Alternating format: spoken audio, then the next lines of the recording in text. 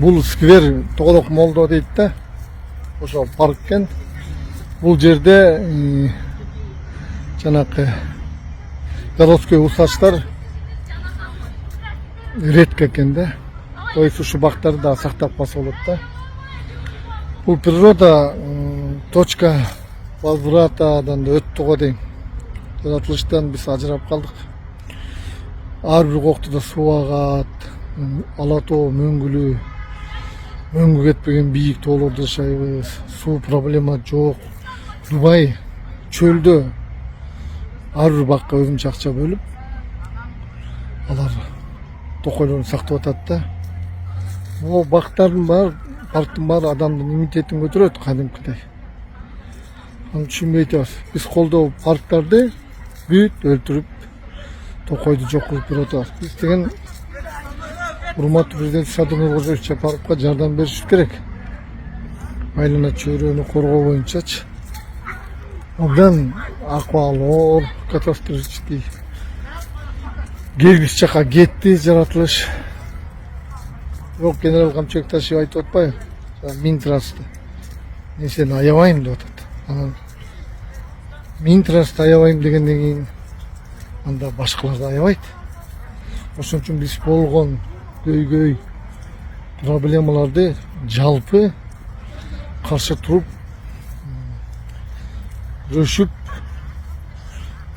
айтып, жардам берип, генералга, президентке жаратылышты, Кыргызстанды сактап калганга аракет кылыш керек. Мына буга да кирип кетти уже.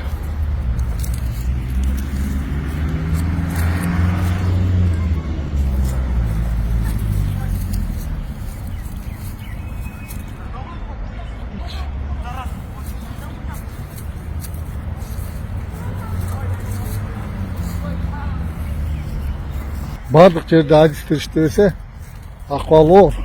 Келгис жака кеттик. Экологический акыбалы өтө оор Кыргызстан. Биз баары сырттан карап турабыз, өзүбүзгө жүктөп койчу. Кандай болбош керек? Кандай болбош керек? Баарыбыз чогулуп сактап коюш керек. Бул жазда тиккен картошка эмес, көзүндө казып алгыдай. Бул деген 40-50 100 жылдап. Карачы могу убактын акыбалын.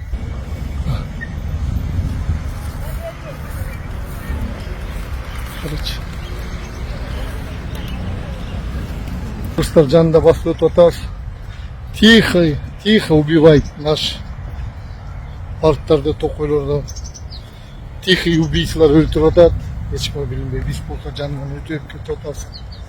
Улам бир бактар куурайт.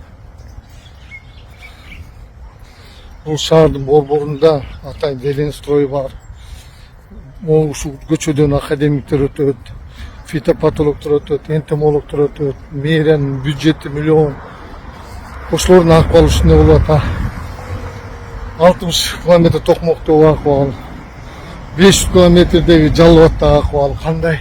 Кыргыз элим, муну бүгүн ойлонот турган күн. Муну генерал Камчыбек Ташиев көзөмөлгө алыш керек. Президент ойлош керек. Бул эң чоң көйгөй. Жаратылыш бизди үмүттөнүп карайт. Биз болсо кайдыгербиз.